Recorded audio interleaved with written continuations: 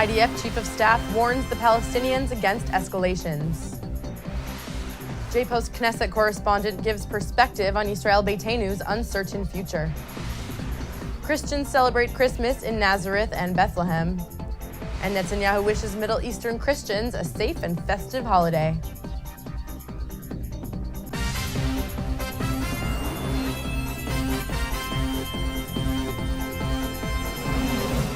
Shalom and welcome to the Jerusalem Post News. Today is December 25th, and here are your top stories. IDF Chief of Staff Benny Gantz warned on Wednesday that the military would not permit incidents of Palestinian provocation along the Gaza border to go unanswered. לפני 4 שעות, אירוע בעזה, חיילים שמאבטחים עבודות על הגדר, לא בשטח אויב, על הגדר, אש צלפים שנורית אליהם, הם משיבים באש לנקודות חשודות, אנחנו תוקפים מיידית 2 מטרות, כמובן שאנחנו דרוכים לכל התפתחות שלא תקרה בהמשך. The army chief was commenting on the Palestinian sniper fire that left an IDF soldier seriously wounded near the Gaza frontier on Wednesday.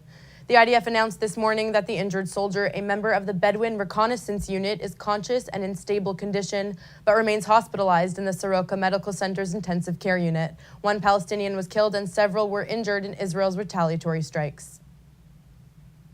Foreign Minister Avigdor Lieberman's party, Israel Beitenu, expressed certainty that its officials were innocent as police began investigating its deputy interior minister, among others, on suspicion of corruption on Wednesday. With upcoming elections to take place in March, Jerusalem Post Knesset correspondent Lahav Harkov gives some perspective on Israel Beitenu's political future.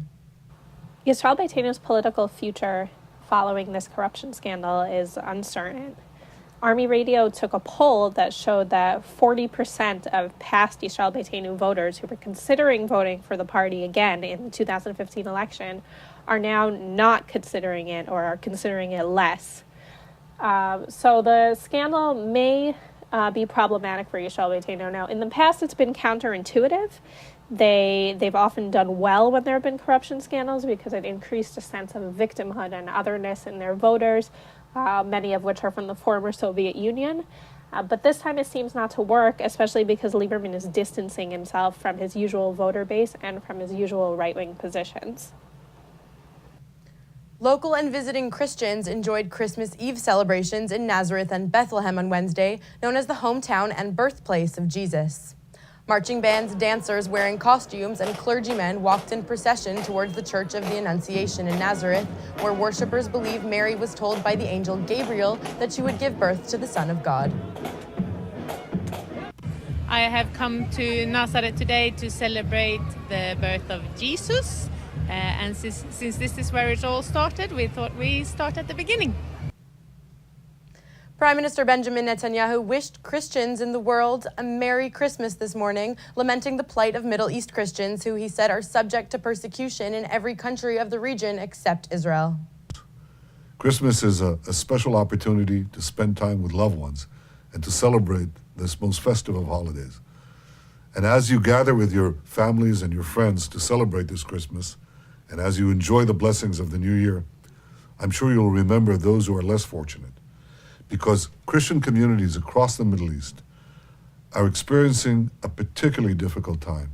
They're experiencing violence, persecution, and fear. This has become the daily staple of Christian communities throughout the Middle East. Well, not so here in Israel. That's the one exception. And that's all for today. Now, in the holiday spirit, we will leave you with a video posted to Facebook yesterday of a talented Haredi couple jamming in downtown Jerusalem. Until next week, happy holidays.